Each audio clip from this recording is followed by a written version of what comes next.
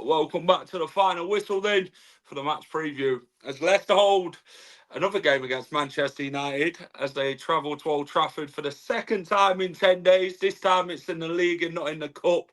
And I'm going to be joined by Jay Motti from Stretford Paddock, who's going to give me the lowdown on Manchester United and new manager Ruben Amorim.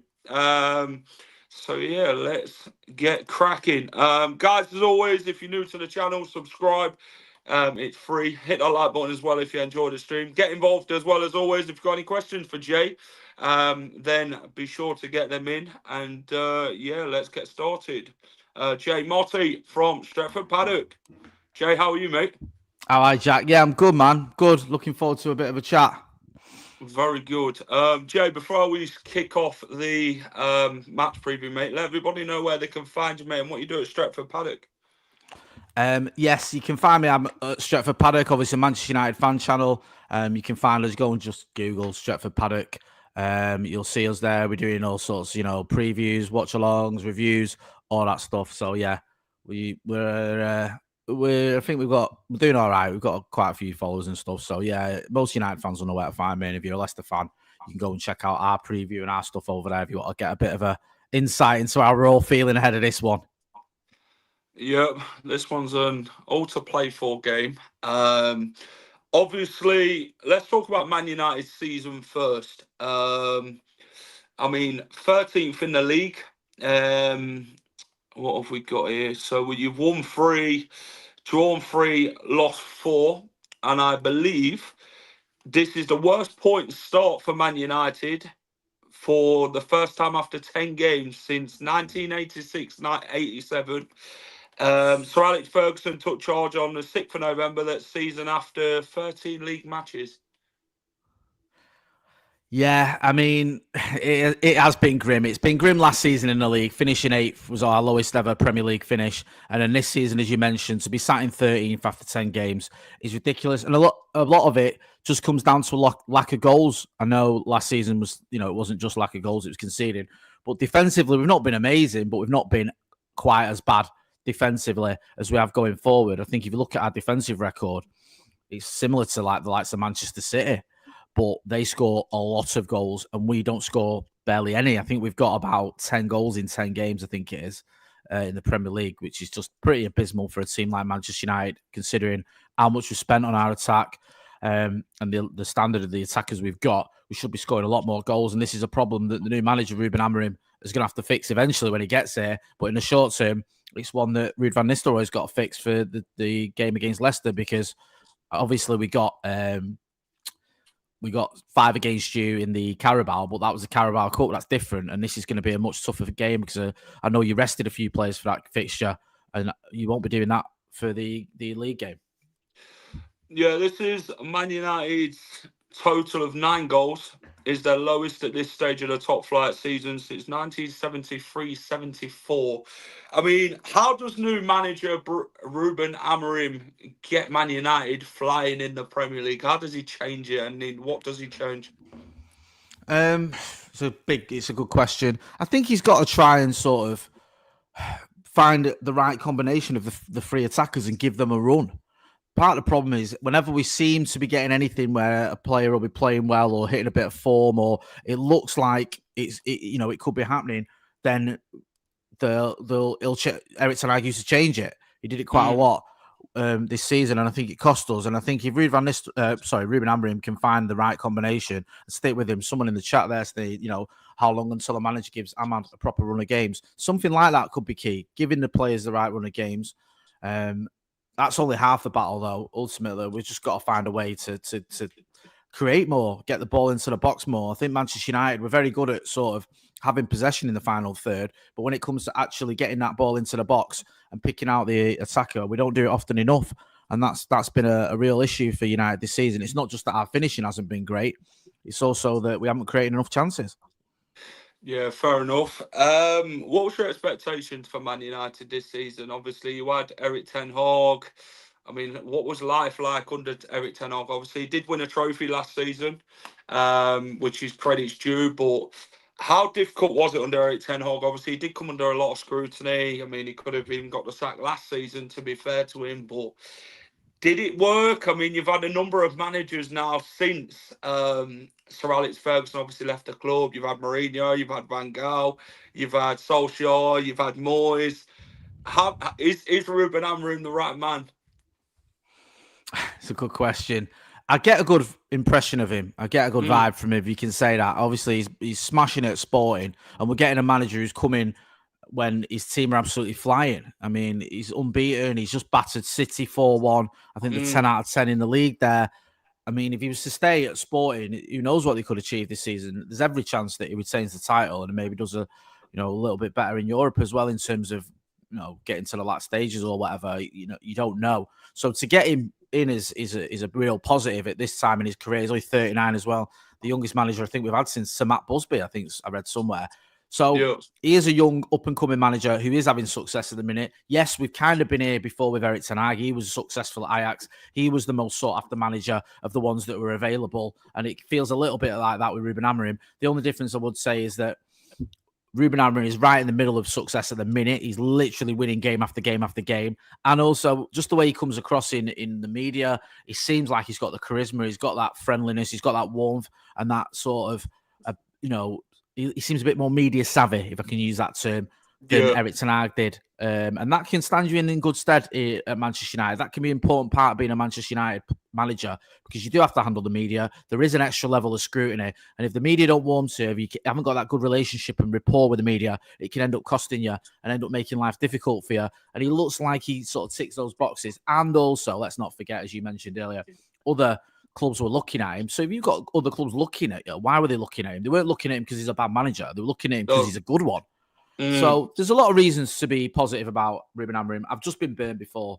I've been burned before where we thought that Jose Mourinho, the most successful or one of the most successful managers ever, would be would work at United. Louis van Gaal, another immensely successful manager. Eric Ten Hag, very, very successful. We've been here before. So we'll just have to wait and see if this guy can finally break the mold of being a bit better than just, a cup team, which is what we've tended to be post Sir Alex Ferguson. What do you kind of think's changed like Man United to why the reasons why it hasn't been as successful as Man United fans have hoped for? Is it a lot behind the scenes than just on the field, or is it a mixture of both? It's a bit of both, to be honest with you. We know we've had the issues with the Glazers. The club's been badly mismanaged. People will look at it, right? And no doubt some of your viewers will look at it and go, how can United fans moan about the Glazers when they've spent so much money on transfers?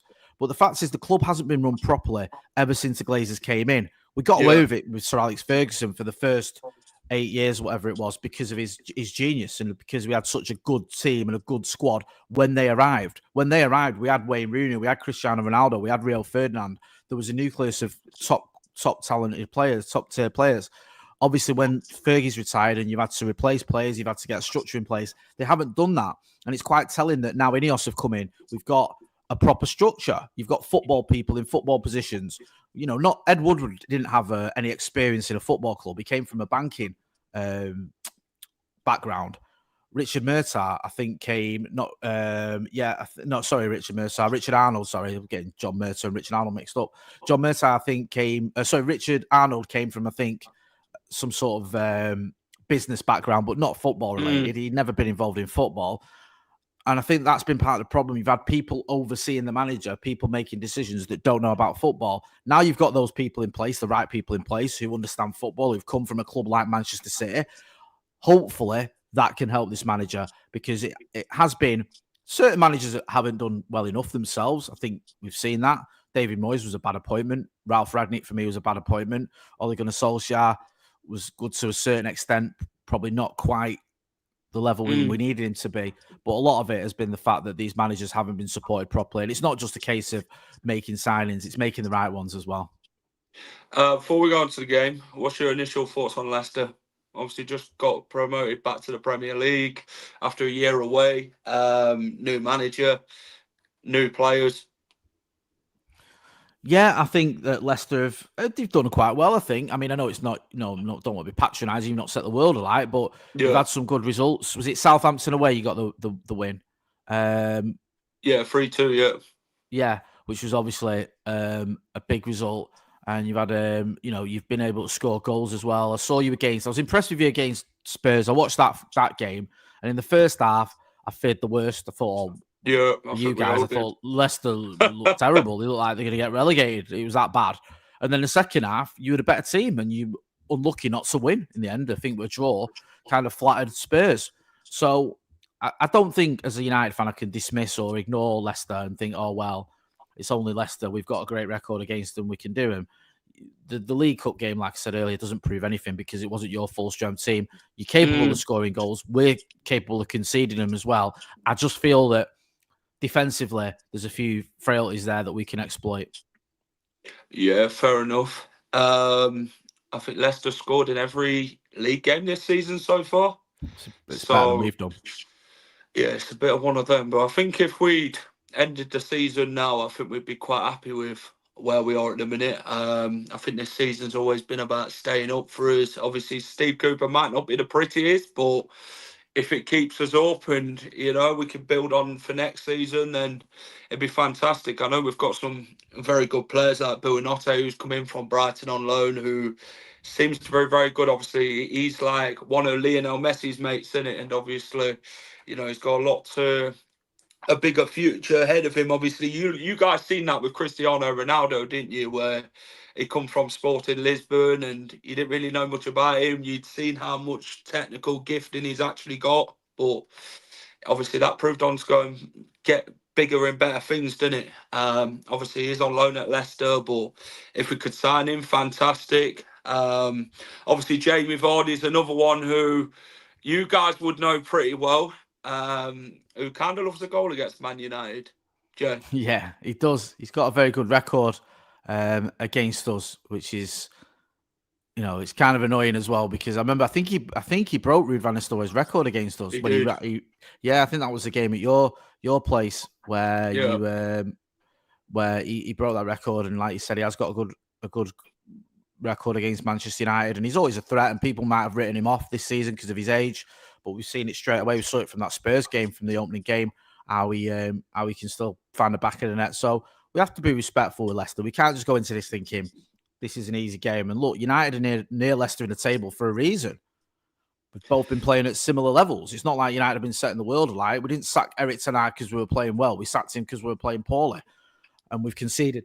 We've had games where, at Old Trafford in particular, where we've conceded a few goals. We conceded 3 against Spurs. We conceded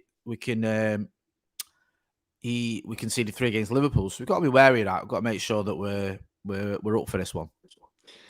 Yep. MNB says Man United should have brought Jamie Vardy. Should have kept Danny Welbeck. Still better than any Man United striker for the last 10 years. I love Danny Welbeck. I won't argue with that. I wish there was rumours that apparently Eric Ten Hag wanted to bring him back to Old Trafford. I wish that had happened because I miss Danny Welbeck. I think he's a great lad, a great player. Yep.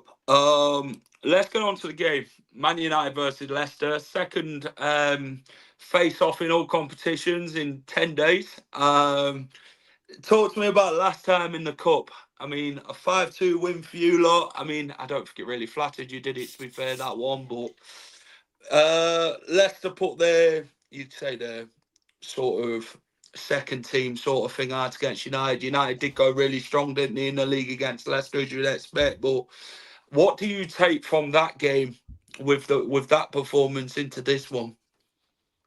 I can't look too much into it because it wasn't a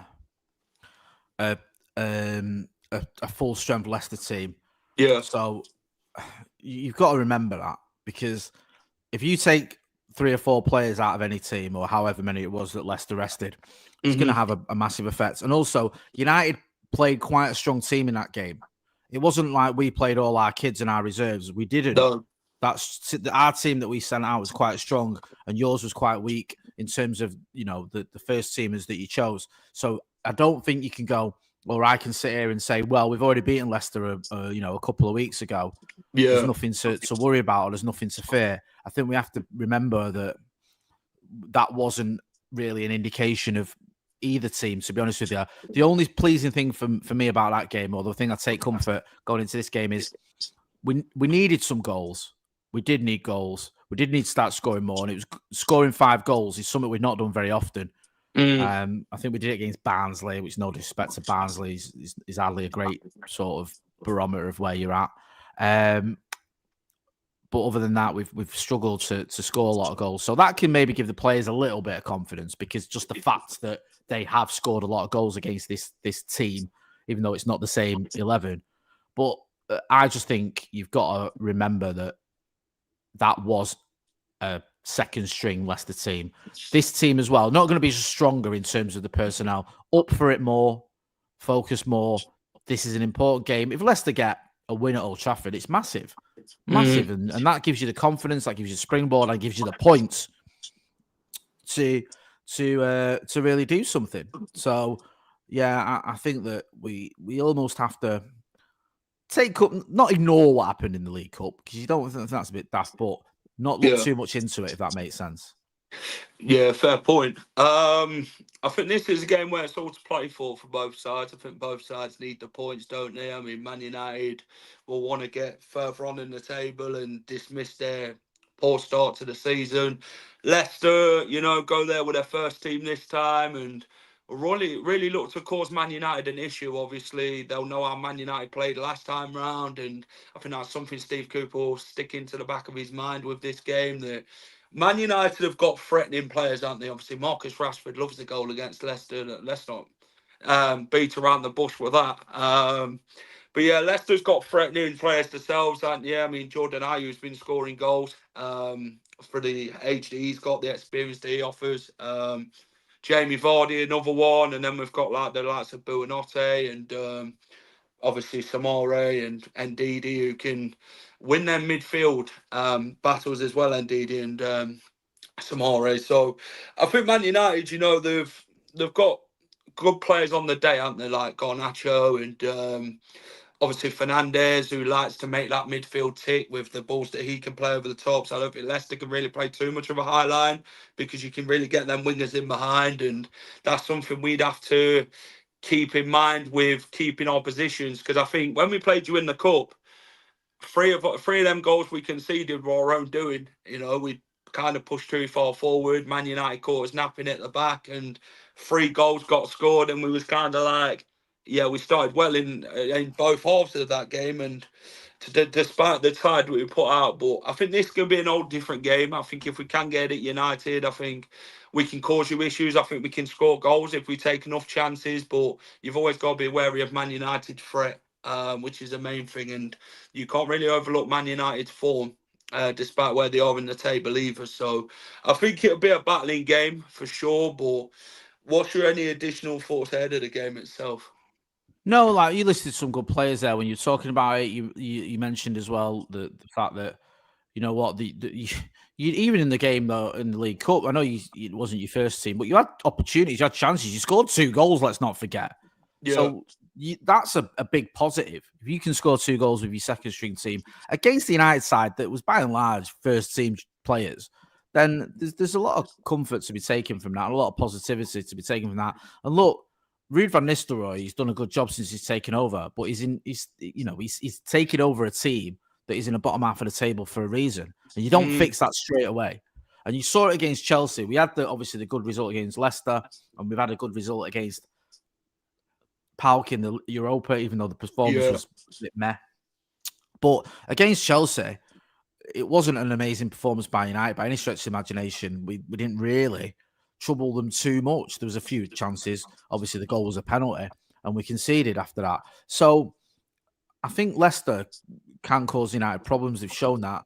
And we've just got to make sure from United point of view that we're not too complacent and that we don't sort of just assume that Leicester are going to come here just for the day out and to make up the numbers. Leicester will know that they can get some out of this game, like I said earlier, if they do, it's going to be, obviously a big bonus for you guys. So we've just got to make sure we're at it. And that's another sort of trait or another important factor about that game in the League Cup that I mentioned. It's just remembering that Leicester did score a couple of goals against us without the likes of Vardy and one or two others as well. Yeah, I think this is a game where we can't afford mistakes in this game. We've got to exploit Man United's weaknesses. It's a game where Vardy faces Ruud van Nistelrooy for the first time since breaking that record. So it's good to see that, the mutual respect between the two. The record breaker and then the guy who holded the record for a number of years. And I'm sure them two will have that sort of chat prior to the game and that when they do speak. But yeah, I think it's going to be a good game, I think it's one that Leicester can get something out of for sure. But it's got to be one, Jay, to be honest, what we've kind of struggled with this season is we perform for 45 minutes, but we don't perform for the whole 90. We need a whole complete performance against United if we are to get anything. Yeah, that's sort of the story of United season, to be honest with you. We've had some games where I look back to the Brighton game, the first 45 minutes. I look back at the Crystal Palace game where we were, very impressive for about an hour. West Ham, we were very good in that first half. But in all those games I mentioned, we didn't win any of them. And a lot of it was just tailing off, poor second half, not taking our chances, switching off defensively as well in certain games. So, yeah, that's something I can relate to in terms of not playing for the full night. It's something Manchester United haven't done that very well this season at all. Who threatens you from a Leicester perspective? There's two. There's Vardy, obviously, just because of his threat, his goals, his experience. And it's the lad whose name I'm going to struggle to pronounce. You can help me out here. Buonanotte. Buonanotte. The only reason I say about him is that he's in my fantasy team and he's got a few goals. He's got a few points for me. Someone said to me earlier on in the season, stick him in, and I did. And he's doing all right on the points tally. So he's someone that I've sort of got half an eye on because whenever I've checked my fantasy team when he's been in it, he always seems to be doing pretty well. So, yeah, those are the two main players, I think, from a sort of attacking point of view that concern me the most. But I just think Leicester on the whole, you look, Steve Cooper's a good manager. You've been promoted. You've shown that you're not here just to have a season in the Premier League. You want to get back in it and stay in it. And, you're one of the few teams, let's not forget, that have won the Premier League. That's not, that's not a mean feat. That's not something that everyone can say. Most of the teams in the Premier League haven't won it, and a lot of teams that have won it way before you did. Arsenal haven't won it for 20 years. So there's every reason to sort of be wary of Leicester City without being silly about it and saying, look, Leicester the favourites. United are obviously the favourites in this game. We should be winning this game, but that doesn't mean we will. We should have beaten West Ham. We should have beaten Crystal Palace. We should have beaten Brighton, but we didn't. I'm just hoping that Ruben van Nistelrooy, because it's his last game, he'll want to go off on a high. The players seem to have responded to him. They'll want to give him a proper send-off. And the only way to do that is by winning. Someone else has pointed out there. I should have said that. Yeah, more recent than United as well. I've ignored that bit. But yeah, you have won the title a lot more recently than we have. Yep. Let's have a look at some stats for Leicester. Each of Leicester's last 4 Premier League away matches has produced a game-changing goal scored in the 90th minute or later, resulting in a win, 2 draws, and a defeat for Leicester. Jordan Ayew has scored a stoppage goal as a substitute in his last 2 away appearances. I think he'll be looking to get something against Man United. I mean, when he played you in the Cup, Jordan Ayew, he bloody ran your defence ragged. And I think that's kind of the workhorse he is. Obviously, you would have seen him more as a Crystal Palace player. Yeah, no, he did. He causes all sorts of problems. And he's someone that, like you said, I probably just thought of him as a Palace player. I thought he's all right. Not someone I go, oh, crikey, they've got Jordan Ayew. We better be careful. No disrespect to him, but let's be honest about it. He's not someone I'd go, oh, we're up against Erling Haaland or whatever. Yeah. But he did cause us issues, and I was just thinking then when you mentioned about some of those late goals and those last minute winners or whatnot. I remember the game at Old Trafford under Ralph Rangnick a couple of years ago. I forgot that was against Leicester, where we were drawing, I think, and then Marcus Rashford went through on goal and Anthony Elanga tackled him. And I couldn't believe it. Do you remember? Like, I was just behind the goal and he went through Marcus and I thought he's going to get a winner here, like 93rd minute. And Elanga just went to kick it, but tackled Marcus Rashford. And then Bruno was asking for a penalty. I don't know if you remember. It was just like, and the referee was saying to him, I can't give a penalty for one of your own players kicking the other one. It was horrible, that. So yeah, I forgot that was against Leicester. Was that the game where we scored to go 2-1 up and VAR ruled us out for the Iheanacho one on Varane? Yes. Yeah. The away end went bloody mad when we scored. Yeah, and then that was it. VAR comes in, you think, for God's sake, man. Yeah, listen, even though it obviously helps us that day, I hate VAR. I wish they'd get rid of it. Yeah, I don't like it either. I can't stand it. I'll agree with you. Yeah, can't stand it. Talk to me about two former Leicester players, Harry Maguire and Johnny Evans. I mean, talk to me about them pair. How have they gone at Man United? Johnny Evans has been one of the best players we've ever bought. He's been amazing since he's come back. He's been fantastic. I love Johnny Evans. He was great when he was here first time round. He had a bad spell and then United panicked, I think, and sold him when we shouldn't have done. We should have let him get back to his best form because he was obviously a very talented defender, but we didn't. As soon as he hit a bad bit of form, the club just got rid of him, and I think it was a mistake. And then you look at, since he's come back, he's been phenomenal. Harry Maguire, I feel sorry for Harry Maguire, because I feel like Harry Maguire, had we got him from Leicester for 40 million, the narrative would be completely different. Harry Maguire is a good defender, he is. He was good at Leicester, he's been good for England, and he's been good for United for about 90% of his games, genuinely. He's not been this disastrous, absolute calamity that some people want to paint him as. The issue you've got is United overpaid for him. He was never an £80 million defender. We shouldn't have paid that, but Leicester obviously played hardball and we went with it. And also, when he's had some bad games, they've been pretty bad. Plus, there was an injury just going into the Europa League final. Well, a few months before the Europa League final. I think had he stayed fit, we could have won that because he was in a good bit of form, and that might have done him a little bit of a favour. But it's been a bit of a tough time for Harry Maguire because there was a time, I think, when England fans turned on him. He had this reputation of being, like one of the biggest flops, and it was unfair. If Harry Maguire, I've said this a million times, I'll say it on your channel. If Harry Maguire starts for United, I've got no problem with that, honestly. Other than maybe one or two games. Maybe you're looking at against Liverpool or City, then you go, you know what? But against most teams, Harry Maguire is fine. He really is. Yeah, we had him. I thought he was very good for us. We ended up having Man United's pants down. You did. With the fee that we ended up paying. And then Man United fans want a refund, which is obviously out of date at this point. So you only get 28 days, Man United fans, if you want an £80 million refund. And obviously, I think Maguire, what comes with a price tag is the size of the club as well, doesn't it? And then he got given captaincy, which brings even more pressure to succeed. And then you've kind of got to hit it off from the start. And if you don't, then you kind of come under a lot of scrutiny and that. And it's one of them. But I'm just glad we got the money at the time, the big fee that we got.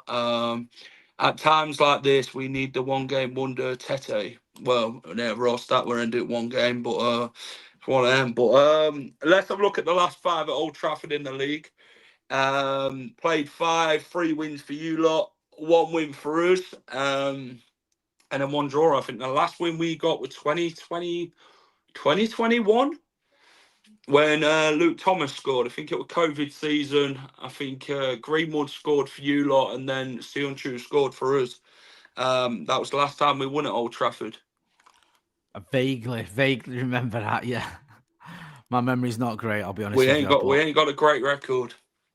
No, I mean, look, you haven't, but that can go out the window. We know that. I've seen that quite a lot over the last few years at Old Trafford. I've seen it a lot over the last 10 in particular. So the 5-3 game that ruined Louis van Gaal. After that game, he went all defensive. He decided that was it. Honestly, he did. He decided, right, we're not going to attack anymore. We're just going to defend, and it stopped him being a manager that it was quite enjoyable to watch. to being someone who, just sort of seemed to be obsessed with defense and possession and just keeping hold of the ball, even if you're not doing anything with it. But our record against Leicester is very good. Let's not beat around the bush. It is. It is. But that doesn't mean a hell of a lot. We have to turn up. We're in a bad space. We're in a bad place. Very, very rarely Leicester will have come and played Manchester United when United are 13th in the table. It's not often that happens, if ever. So if I'm a Leicester fan, I'm looking at this going, this is a good time to play Manchester United. How many times are we going to go to Old Trafford? More than a quarter of the way into the season with United, two places above us? Not many. So United have to remember that.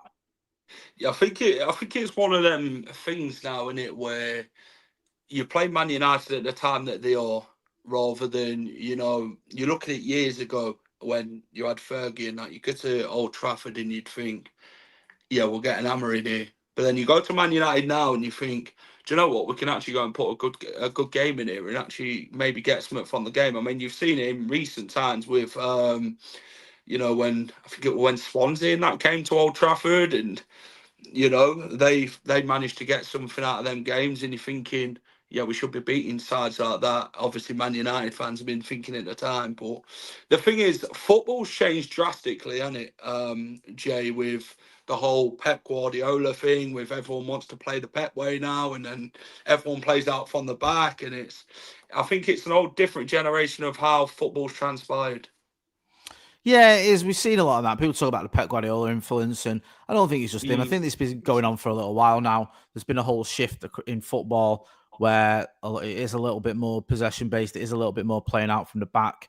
Long ball seems to have just sort of gone out the window. That's no longer a thing like it was. It's when I was younger. So there has been a massive shift. And it can be, like anything, there's good parts to it where you see, some of the matches you see now are a little bit more entertaining, and in some cases it's not. And my sort of preference was sort of the 90s. I'm a bit older than you, when we used to see more sort of wing-based attacking football, end-to-end counter-attacking, and also you could get away with a bit more robust challenges, shall we say. And I really enjoyed that era. I think now with VAR, all the possession-based stuff, it ruins the game, doesn't it? Yeah, it just does feel like football has you taken can't make a challenge back anymore without No, I don't think you can. Back and that. Yeah, and it's a shame for me that, because I feel like we've gone a little bit too far with it. Yeah, Muzzy, is it? Yeah, I was watching a game today. Man United 2, Leicester 2. I think it was the opening game of the season, 1998. David Beckham's penalty, free kick. I think Heskey scored in the game to put Leicester ahead, with Tony Cottee scored again at Old Trafford. I mean, he seemed to have scored a few against Man United, but Beckham obviously scored. Yeah, the last minute free kick won that day as well. Sorry? Schmeichel in goal. That was the treble winning season, that. It's bad. I mean, that's a big point for us. Obviously, Muzzy, is it proved pivotal again that day, how good he is. But last time out in the Premier League, 3-0 win for you lot. Some would question about the Sabitzer challenge on Wout Faes. It should have seemed red, in my opinion, but VAR looked at it otherwise. But I think with that, was that the one where it looked like it was a bit of a stamp? It kind of like stamped on Faes' leg and the stutter up. Yeah, that one. But when you look at the still, it looks bad. Yeah. But when you watch it, it does when they put it in slow motion. Yeah, when you look at it in real time, I'm pretty sure he sort of realizes what he's done, and he sort of takes it away quite quickly, if memory serves. I remember watching it thinking, when they're still, he's going to get sent off, because United had got a lot of red cards that season. Yeah. With VAR, and I thought, why is VAR not giving it? But I think when you watch it in real time, it's not like it's like he sort of realizes and then backs out of it. And I think that's why the VAR looked at it and didn't give a red card, because trust me, VAR don't do United any favours. What was your thoughts on the 3-0 win? Obviously, Rashford scored again, like always, against Leicester. But what did you take from that game? Yeah, that was the season when we were doing really well at Old Trafford. We had we lost the opening game to Brighton, and then we didn't lose again at Old Trafford all season. We beat a lot of good teams. We beat Liverpool, Arsenal, City, Barcelona at Old Trafford. We were on a mad run. Our away form wasn't great, but at Old Trafford it was very good. So yeah, it was Marcus, as you said, was banging in the goals every week. Yeah. And it was a good time to be going to Old Trafford as a United fan, because we just seem to have the bit between our teeth at home and turned it into a bit of a fortress. Should have been turning up before United scored. That's the thing with Leicester. We have a number of chances against the big clubs, and then we just don't take our chances, and then we end up getting punished at the other end. And that's what happened in that game, where we started off really well. We were knocking on the Man United door at that point, and then Rashford runs up the other end and scores, and then we're like, oh, for God's sake, man, it's one of them games again. But now 3-0 defeat. Obviously, with the season we went down as well, with the squad that we had, which over 38 games. Yeah, I just don't think we had enough in the tank, to be fair, and deserve to even stay up in the league with. I know we won a fair few prior to before the World Cup, but yeah, just weren't enough in my opinion. But what's your starting 11? I mean, Man United played yesterday against Paok, was it? Does Ruben van Nistelrooy ring the changes against Leicester to give any rests or any injuries? What's going on with the 11? I think probably not. It's his last game, in it. I think he just wants to. We've got an international break coming up. We've got a new manager coming in. He's going to want to play his strongest team and go out on a high. So obviously, Amad Diallo got the 2 goals against Pauk. There's talk of he might not be fit. If he's fit, he plays. If he isn't, obviously he doesn't. I think Marcus Rashford might come back into the team at the expense of Garnacho, but I think he'll go for a midfield with Bruno Fernandes, Casemiro, and Ugarte. And then you might see about 4 of Delo on the left, Mazraoui on the right, and then Martinez and De Ligt in the centre-back positions with Onana in goal, obviously. Johnny Evans played in the week, so don't expect him to play against his old club. I think it'll be Martinez and De Ligt, who've looked pretty good together, to be fair. So, yeah, I think he'll go with a strong team, and I think there's good players available. Luke Shaw's in training, but he's not ready. Kobe Mainoo's in training, but he's not training with the team. So, there's still a couple of players missing, but we have got a pretty good pool of players to choose from, to be fair. Leicester, I mean, there's going to be a few changes made from last time we played you. Hermanson will be in goal for this game. I think Vestergaard, Fass, Ricardo, Christensen stays the back 4. It's what we played against Ipswich. Samore potentially comes in. Does he replace Winks or Ndidi? It remains to be seen. Buonanotte will start with Vardy. I think Jordan Ayew maybe with Fatawu.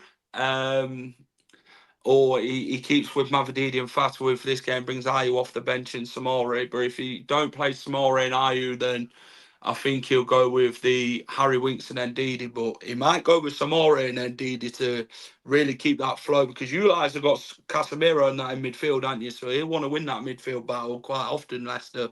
Obviously, Casemiro last time scored an absolute banger against us, and we won't want that happening anytime soon again. So, yeah, I think this could be an interesting selection for Leicester regarding the lineup. Score prediction, Jay? I think the fact you got 2 with your second string teammates might think you get a goal at least. Yeah. But I think we'll get goals as well. So I'm going to go.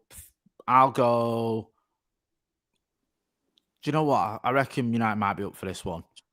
Mm-hmm. So I'm going to go. I'll go 3-1 United. I'll go 3-1 United. Fair enough. What do you reckon? My heart says 2-1. We can go and nick a win at Old Trafford, but I think in my head, I think it'll be a 2-2 draw.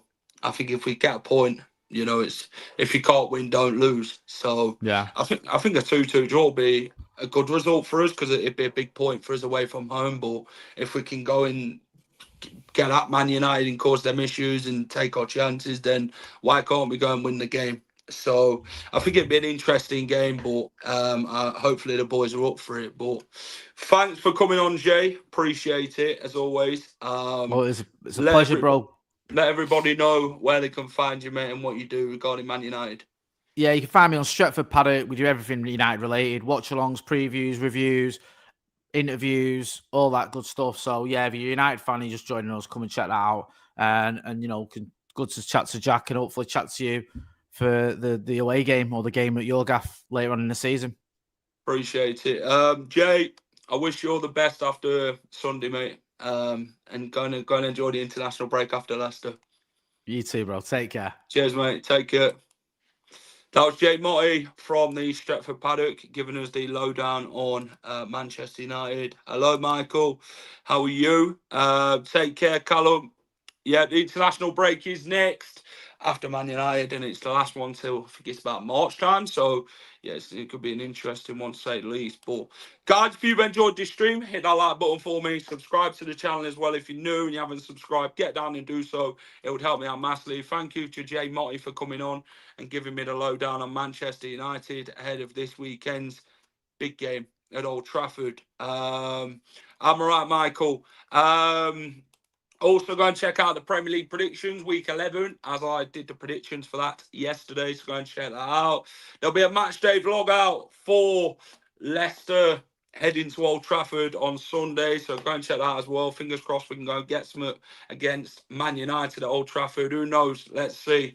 But also, we'll have Jamie Lawrence on next Friday, I believe, for the X-Fox in the Box episode 4. So that'll be another interesting chat with an ex-Leicester City player again. So appreciate it as always. If you're watching this on playback, let me know your thoughts on what we've discussed on the stream. And have a great rest of your night, everyone. Up the Foxes and take care.